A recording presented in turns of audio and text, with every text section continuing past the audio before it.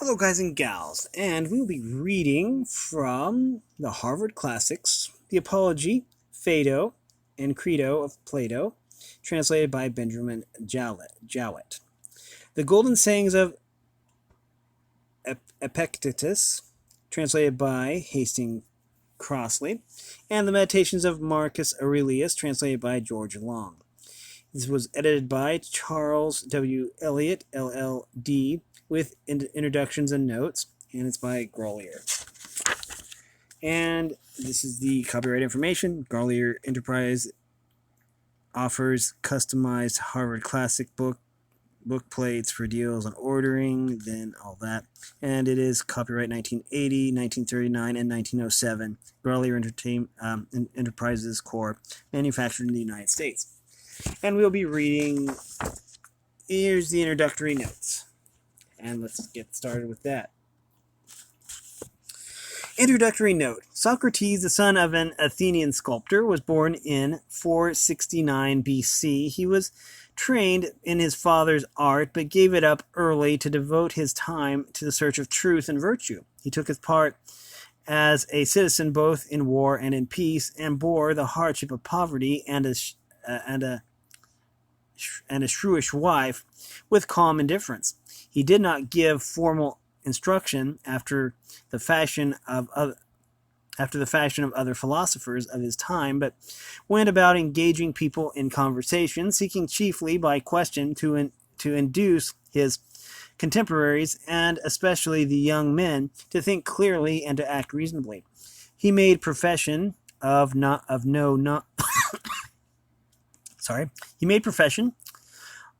knowledge except of his own ignorance, and the famous Socratic irony was shown in his attitude of apparent willingness to learn from anyone who professed to know.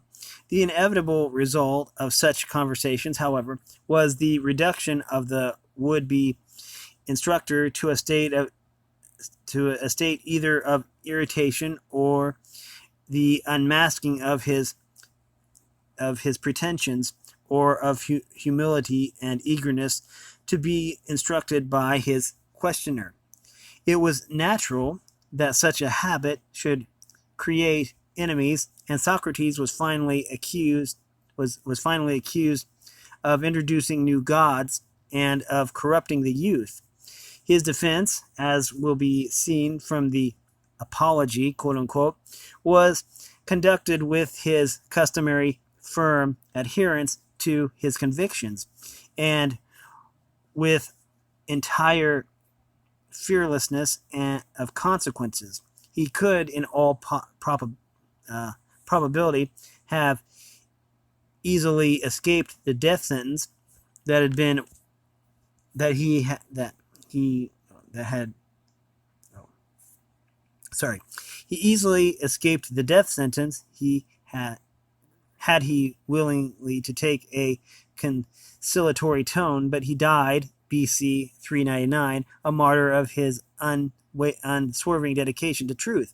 Socrates wrote nothing, and we learn what we know of his teachings chiefly from his disciples, Xenophon and Plato. Plato was also an Athenian born in 428 BC of a distinguished family.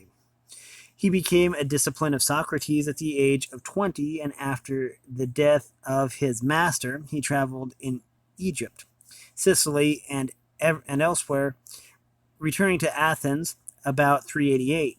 Here he established his school of philosophy in a garden near a gymnasium called the Academy.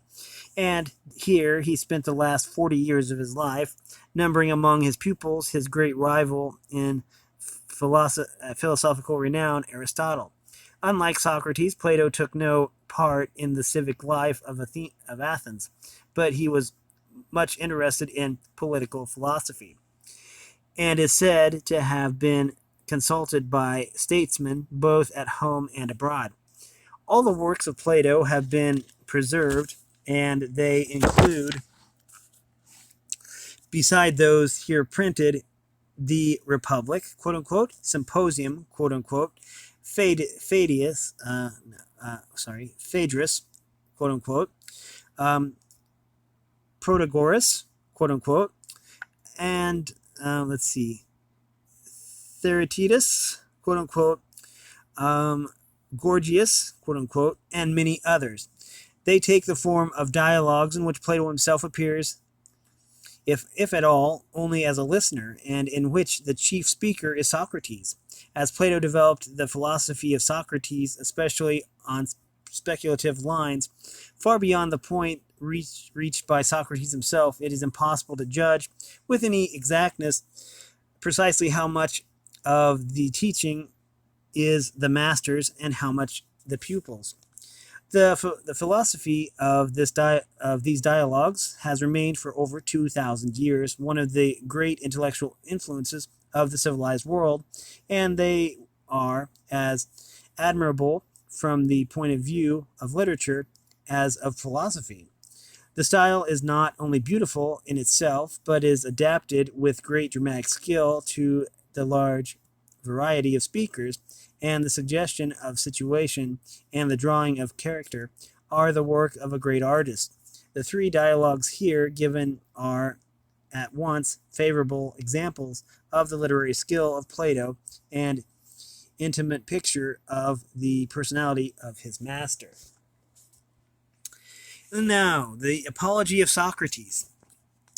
How you have felt, O men of Athens, at hearing the speeches of my accusers, I cannot tell, but I know that their persuasive words almost made me forget who I was. Such was the effect of them, and yet they have hardly spoken a word of truth. But many as their falsehoods were, there was one of them which quite amazed me. I mean, when they told you to be upon your guard and not to let yourself be deceived by the force of my eloquence. They ought to have been ashamed of saying this because they were sure to be detected as soon as I opened my lips and displayed my deficiency. They certainly did appear to be most shameless in saying this, unless by the force of eloquence they mean the force of truth. For then I do indeed admit that I am eloquent, but in how different a way from theirs. Well, as I was saying, they have hardly uttered a word, or not more than a word, of truth. But you shall bear from me the whole truth. Not, however, delivered after their manner, in a set oration duly ornamented with words and phrases. No, indeed, but I shall use the words and arguments which occur to me at the moment. For I am certain that this is right, and that at my time of life I ought not to be appearing before you, O men of Athens, in the character of a juvenile orator. Let no one expect Let no one Let no one expect this of me, and I must beg of you to grant me one favor, which is this. If you hear me using the same words in my defense which I have been in the habit of using, and which most of you have heard in the agora, and at the tables of the money changers or anywhere else, I must ask you not to be surprised of this and not to interrupt me, for I am more than 70 years old, and this is the first time that I have ever appeared in a court of law, and I am quite a stranger to the ways of the place, and therefore I would have you regard me as if I were really a stranger, whom you would excuse if he spoke in his native tongue, and after the fashion of his country. That, I think, is not an unfair request. Never mind the manner, which may or may not be good, but think only of the justice of my cause, and give heed to that. Let the judge decide justly, and the speaker speak truly. And first, I have to reply to the older charges and to my first accusers. and then I will go on to later ones. For I have had many accusers who accuse me of old, and their false charges have continued during many years, and I am more afraid of them than of Anytus and his associates, who are dangerous too, in their own way, but far more dangerous are these who began when you were children, and took possession of your minds with their falsehoods, telling of one Socrates, a wise man, who speculated about the heaven above and searched into the earth beneath, and made the worst appear the better cause. These are the accusers whom I dread, for they are the circulators of this rumor, and their hearers are too apt to fancy that speculators of this sort do not believe in the gods, and they are many, and they charge against me. And their charges against me are of ancient date, and they made them in days when you were impressible, in childhood, or perhaps in youth, and the cause, when heard, went by default, for there was none to answer, and hardest of all, their names I do not know and cannot tell, unless in the chance of a comic poet. But the main part of these slanderers, who from envy and malice have wrought upon you, and there are some of them who are convinced themselves and impart their convictions on others. All these, I say, are most difficult to deal with, for I cannot have them up here and examine them, and therefore I must simply fight with shadows in my own defense and examine when there is no one who answers. I will ask you then to assume with me, as I was saying, that my opponents are of two kinds, one recent and one ancient, and I hope that you will see the propriety of my answering the latter first, for the accusations you heard long before the others are much oftener. Well then, I will make my defense, and I will endeavor in the short time which I am allowed to do away with this evil opinion of me which you have held for such a long time, and I hope I may succeed, for this is well for you and me, and that my words may find favor with you, but I know that to accomplish this is not easy. I quite see the nature of this task.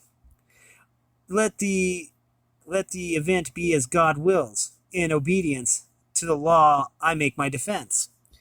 I will begin at the beginning and ask what the accusation is which has given rise to this slander of me, and which has encouraged Meletus to proceed against me.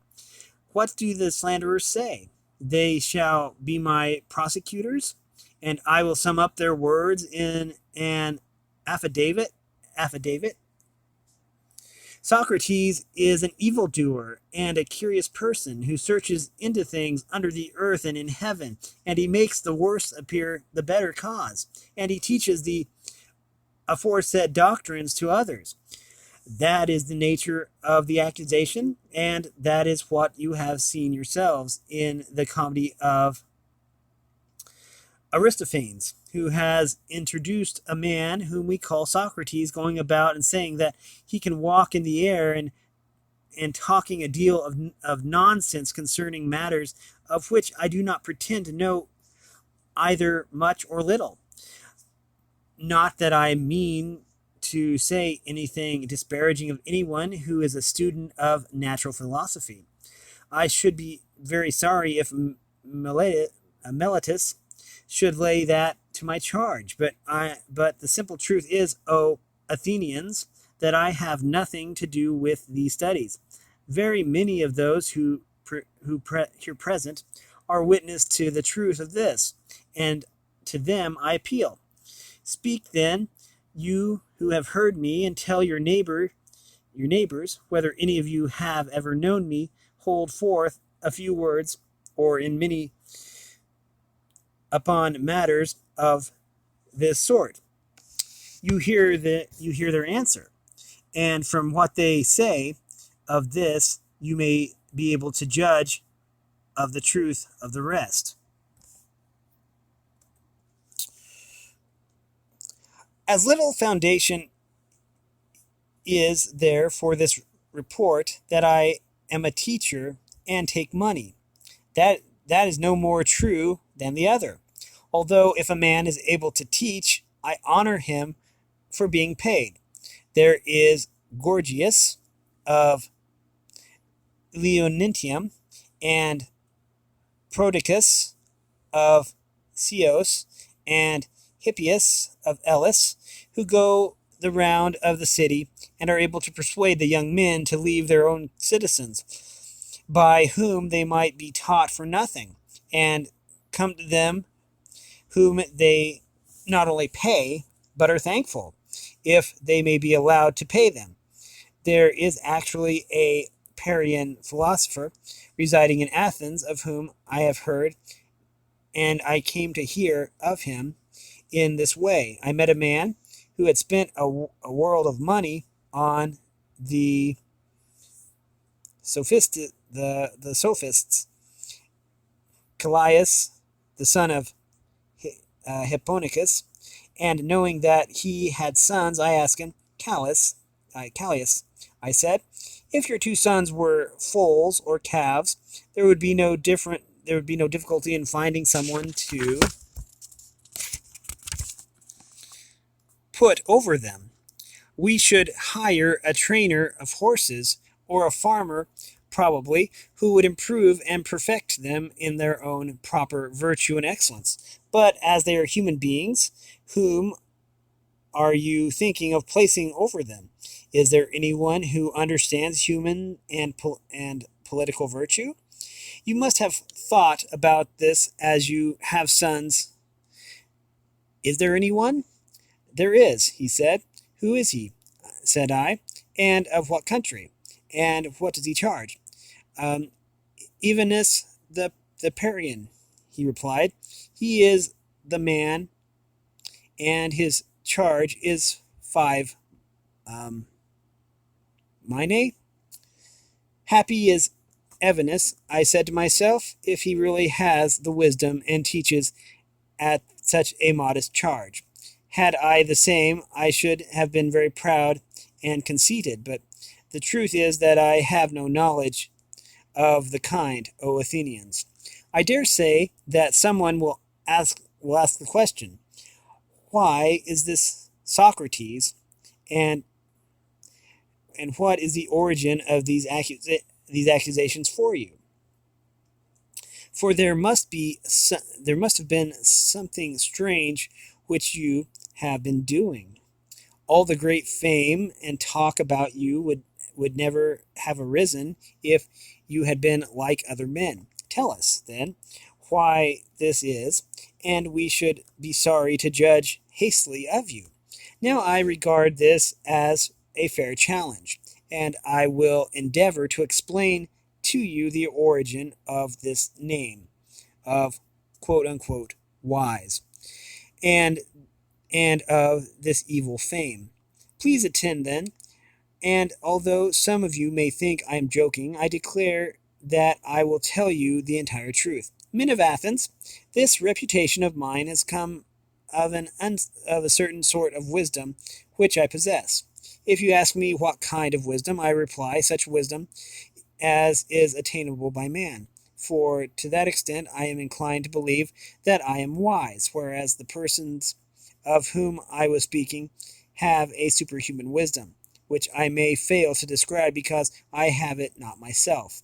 And he who says that I have speaks falsely, and is taking away my character. And here, O men of Athens, I must beg you not to interrupt me, even if I seem to say something extravagant. for the word which I will speak is not mine.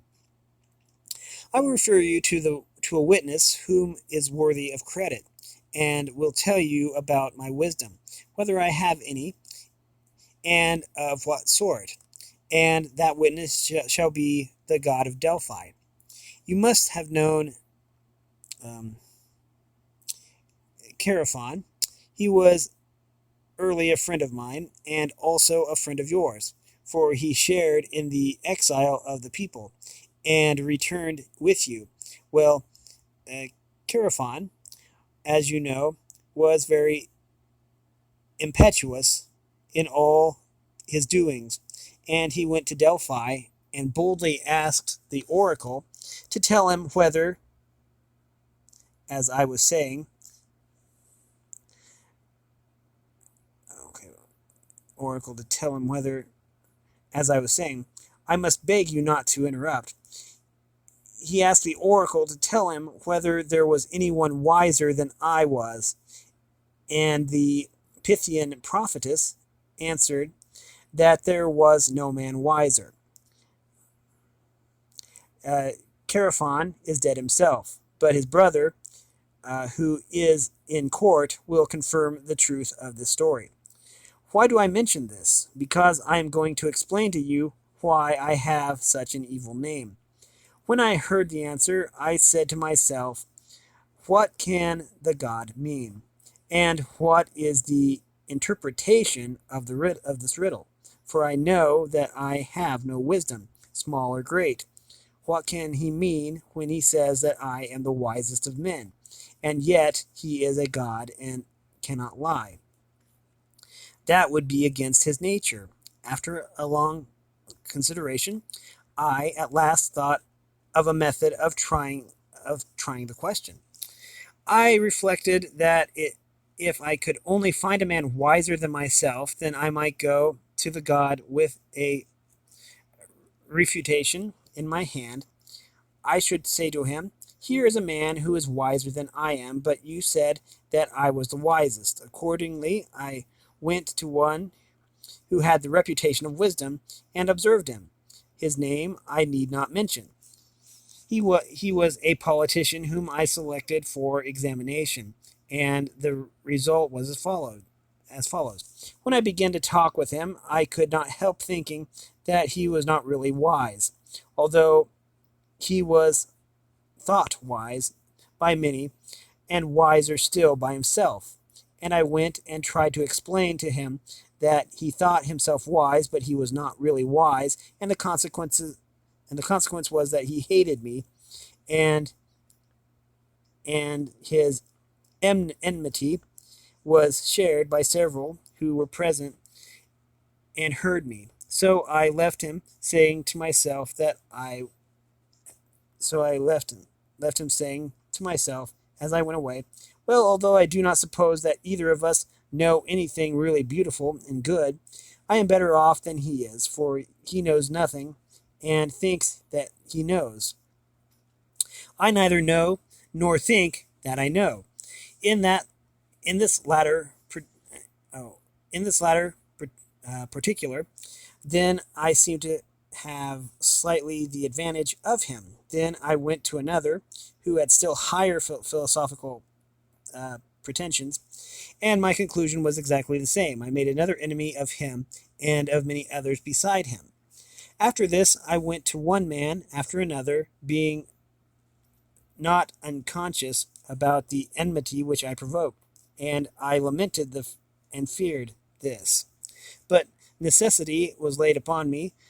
The word of God, I thought, ought to be considered first, and I said to myself, go I must, to all who appear to know, and find out the meaning of the oracle. And I swear to you, Athenians, by the dog, I swear. I'm not familiar with that particular phrase. For I must tell you the truth. The result of my mission was just this. I found that the men most in repute were all but the most foolish, and that some inferior men were really wiser and better. I will tell you the tale of my wanderings and of the Herculean labors, as I may call them, which I endured only to find at last the oracle irrefutable. When I left the politicians, I went to the poets, tragic, um, dithor, um, dithyrambic, and all sorts. And there I said to myself, you will be detected. Now you will find out that you are more ignorant than they are. Accordingly, I took them some of the most elaborate passages in their own writings and asked what was the meaning of them, thinking that they would teach me something. Will you believe me? I am almost ashamed to speak of this, but still I must say that there is hardly a person present who would have talked better about their poem than they did themselves. That showed me in an instant that not by wisdom do poets write poetry, but by a sort of genius and inspiration. They are like diviners or soothsayers who also say many fine things, but do not understand the meaning of them. And the poets appeared to me to be much in the same case, and I further observed that upon the strength of their poetry, they believed themselves to be the wisest of men in other things, in which they were not wise. So I departed, convincing myself to be superior to them for the same reason that I was superior to the politicians. We're going to have to stop this here. Let me find a bookmark. Got one. And yeah. We've been reading from, let me find the Harvard Classics, The Apology, Phaedo, and Crito of Plato, The Golden Sayings of Epictetus, and the Meditations of Marcus Aurelius. Anyways, if you like this content, then make sure you like and subscribe and ring the bell so you know when I upload. Also, support me anyway. If you want to join the Discord server, all the information will be in the description below. As always, thanks for watching, everyone, and have a great day.